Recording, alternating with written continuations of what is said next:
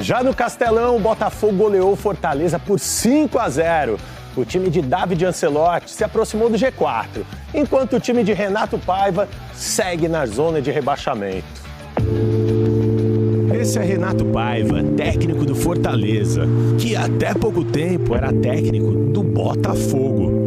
E, convenhamos, reencontrar o ex pode ser difícil. Esquecem-se dos números, mas os números estão aí, os números é que falam.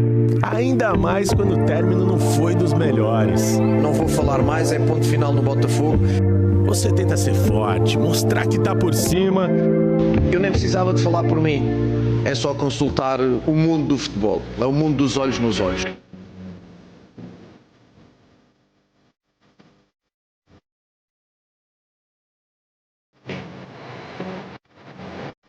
O problema é que o bem demais de Paiva não durou nem 5 minutos. Gustavo Mancha, do Fortaleza, foi expulso depois dessa entrada no Danilo. Alex Telles cobrou essa falta na cabeça do Marçal. 1-0. Ainda no primeiro tempo, o Montoro deu esse lindo passe pro Arthur Cabral sair na cara do gol e fazer mais um pro Botafogo. No segundo tempo, Marçal de novo. Cobrança de escanteio e David Ricardo marcou de cabeça. E Matheus Martins, já no finalzinho do jogo, fez o quinto. Botafogo 5, Fortaleza 0. Contente pelo resultado, mas contente também que não encaixamos goles, que é importante manter essa solidez. Agora o que o Mancha tem que fazer é perceber o que é que aconteceu, aprender com o erro. É, Paiva. Dói ver que o ex já te superou e tá em outra. Ao sentir que sem você eu passo bem demais. Ninguém quer saber de zona de rebaixamento, né? O Fortaleza precisa melhorar nesse Brasileirão. Tem uma enquete no ar sobre os brasileiros que vão começar o mata-mata da Libertadores. Você aponta seu smartphone e a nossa pergunta é: quem tem mais chance de ser o campeão da Libertadores? É o Botafogo? É o Internacional? É o Flamengo? É o Palmeiras ou é o São Paulo? Flamengo, pra mim. Ou Fortaleza? Flamengo, o Fortaleza é uma situação constrangedora no brasileiro, né? Tomara que saia, porque só pode falar um. Pra mim, o que vai mais longe, o que vai ser campeão da Libertadores, pra mim é o Flamengo. Até pelo caminho... Secou, hein? E até pelo Flamengo. caminho que o Flamengo Secou, tem. hein? Eu acho que o caminho... Eu tô aqui. O Internacional, mas o Internacional, pai, não sei não, hein? Internacional, daqui a pouco todo time... Frio, daqui a pouco vai receber o carinho do pessoal do Sul também. A gente todo time campeão que fez história, ele ganhou quando o pessoal menos imaginava. Pra mim o Flamengo. Eu ganhei do teu São Paulo lá e ninguém imaginava. Enquete, mano, dentro da enquete que eles estão fazendo, a gente tá fazendo na enquete. Se você falaria quem ali? Eu conheço você e eu sei que você falaria o Palmeiras. Não. Não, o Inter, eu acredito muito. Eu tenho que acreditar, né? Até porque eu falo também para uma grande parte do Sul lá. E eu vejo, sinceramente, que essa parte, esse lado da tabela aí, quem passar entre Inter e Flamengo tem grande chance de ir para a final. O Flamengo, por natureza, pelo seu time mais poderoso, e o Inter, pela força que daria, não sendo o favorito contra o Flamengo. Joga em casa o primeiro jogo do Flamengo, né? Maracanã em casa. Primeiro jogo no Maracanã. Foi segundo, num grupo ridículo. O Flamengo conseguiu ser segundo, cara. E o Inter tem que ter a esperança de que o Flamengo siga jogando assim, porque o Flamengo não atingiu ainda o seu maior nível. Exato. Então aí é uma oportunidade, pegar muito o que aconteceu no jogo do... Chaveamento no ar. Hein? O que aconteceu... O São Paulo vai visitar o Atlético Nacional, e que foi o segundo colocado no grupo do Inter, decide em casa. O Botafogo recebe a LDU, decide fora. O Palmeiras visita o Universitário, decide em casa. O Fortaleza recebe o Vélez, decide fora. O Internacional vai visitar o Flamengo, depois recebe o Flamengo no Beira-Rio. E o chaveamento está na sua tela. Losetti, qual brasileiro você opinaria que tem mais chance? Acho o Flamengo porque acho o melhor time entre todos. Acho que tem o melhor elenco, acho que está no melhor momento. Mesmo tendo vindo de uma fase de grupos em que ele ficou em segundo. Porque muda completamente. Ruim, né? Mas muda, é outro campeonato. O River Plate cansou de fazer isso. Agora tem a questão também do que vai ser prioridade para cada um. né? Não sei se o Flamengo vai priorizar a Libertadores em determinados momentos em que o Campeonato Brasileiro também estiver afunilando. O time brasileiro que ganhar a Libertadores, e é muito provável que algum ganhe, vai ter um grande enrosco para resolver lá em dezembro, porque tem o Intercontinental para jogar durante o Campeonato Brasileiro. O brasileiro só acaba perto do Natal. Então tudo isso vai ser avaliado pelos clubes. Esse ano essa novidade é maravilhosa.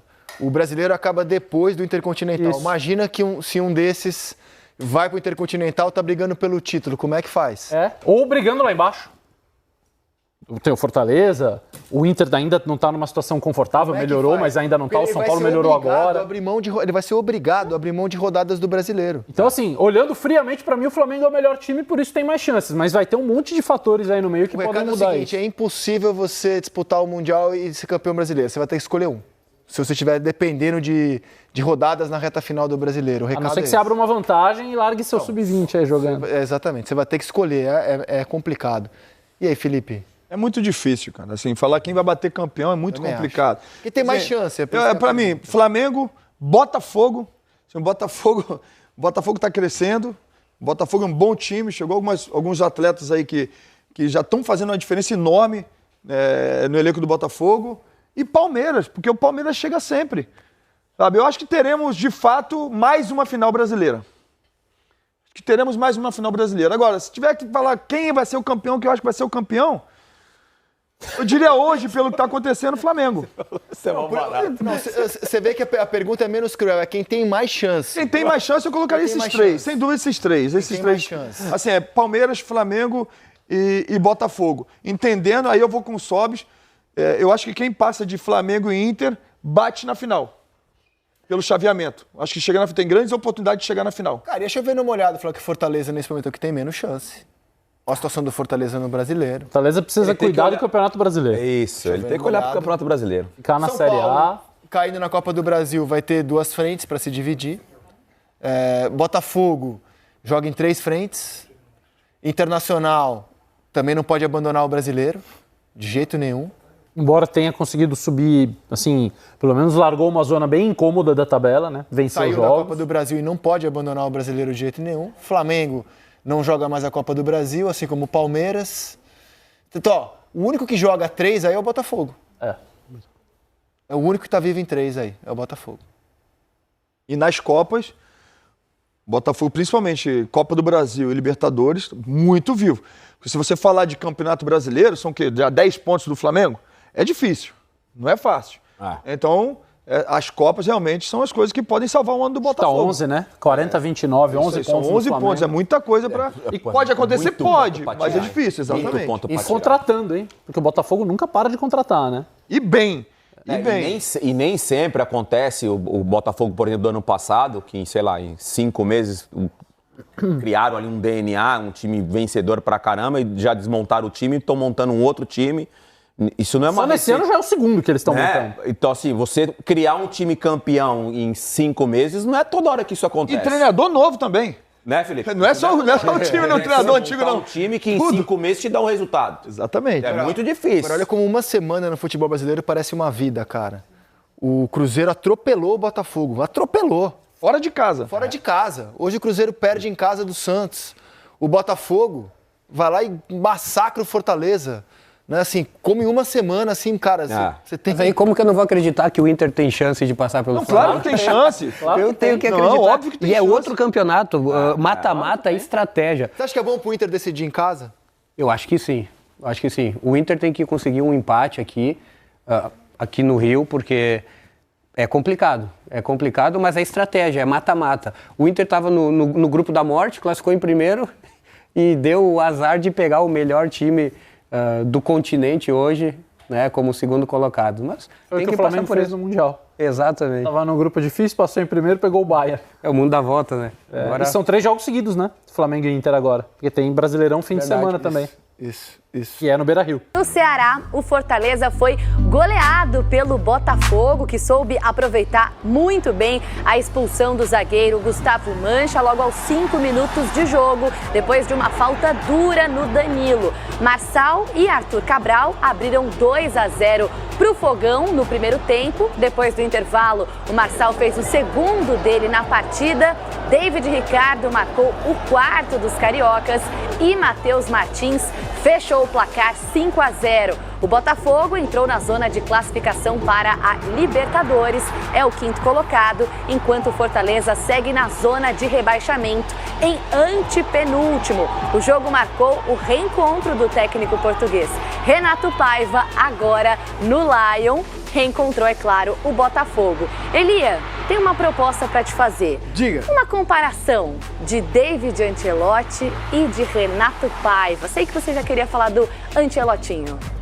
Não, ele tem só 35 anos, né? Então vai faltar experiência, em algum momento vai faltar experiência para ele. Então o que vale para o Felipe Luiz tem que valer para ele. Eu não posso ser hipócrita aqui e dizer, você é contra o Felipe Luiz, então o Felipe tem 40 e o David Ancelotti tem 35, vai fazer 36 agora aí e ele tem experiência. Não, não é isso. É que uma coisa é você ser treinador, outra coisa é você ser assistente. E é verdade.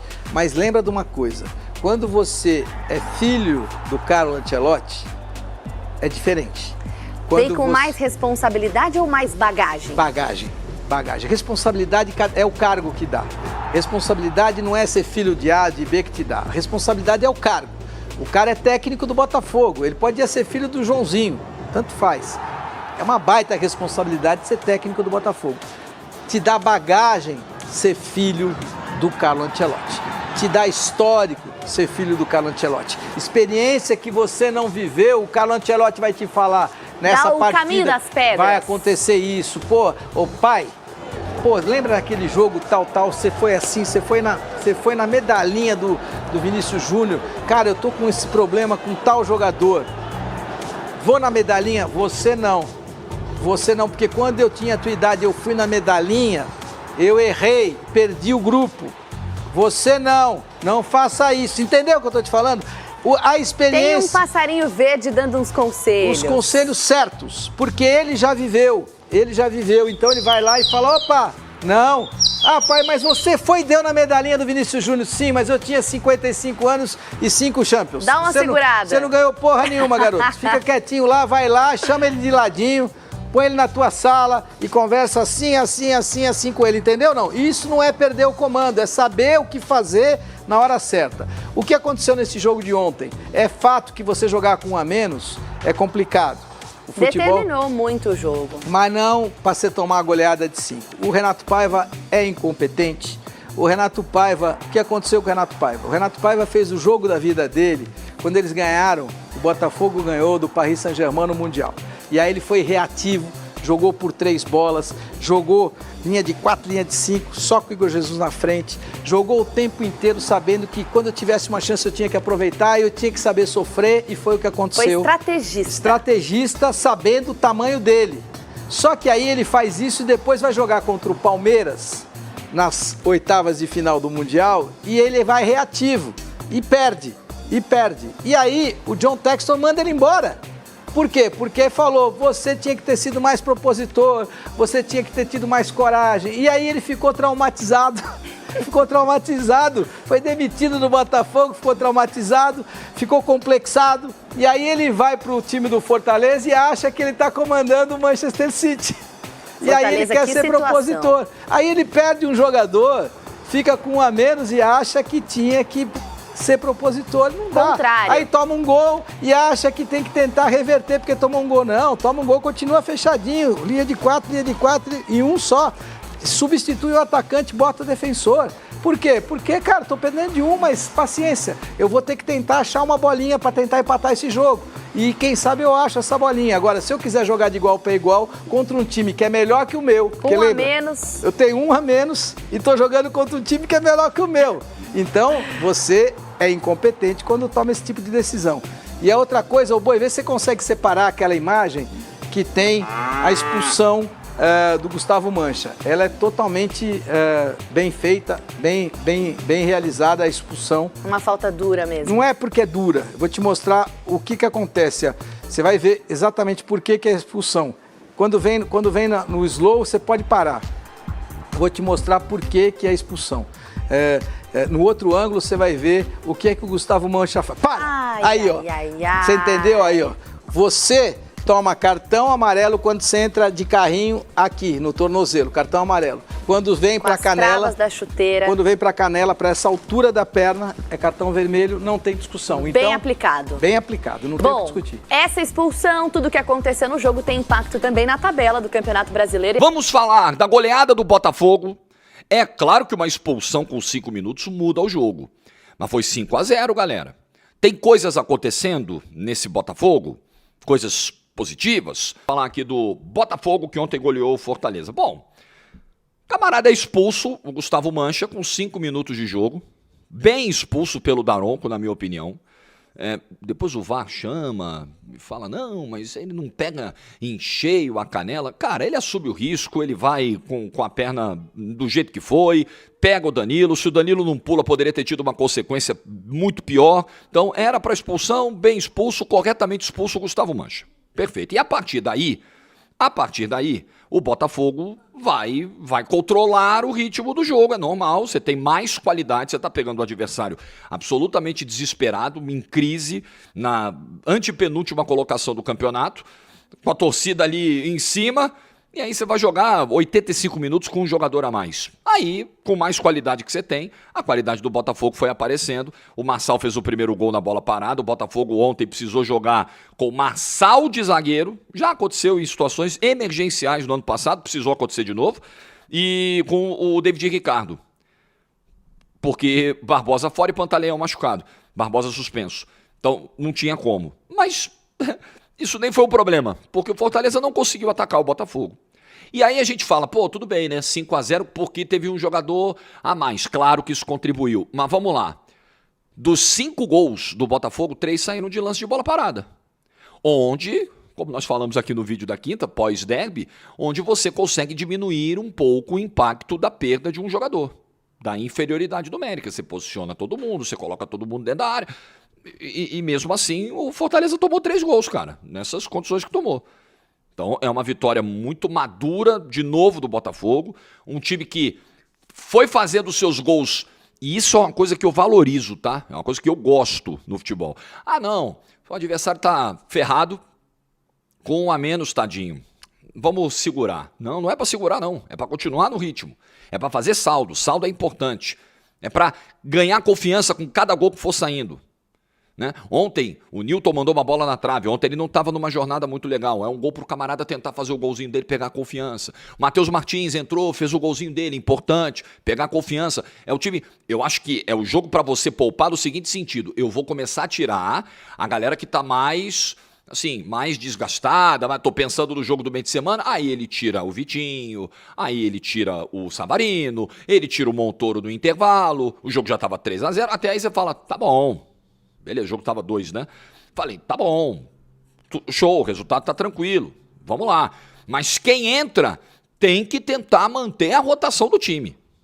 O papo é, você não entra lá para só cozinhar o resultado, não, vamos continuar jogando, vamos buscar, tem espaço para jogar, tem caminhos para fazer mais gols, então vamos embora. E foi assim que o Botafogo se comportou ontem.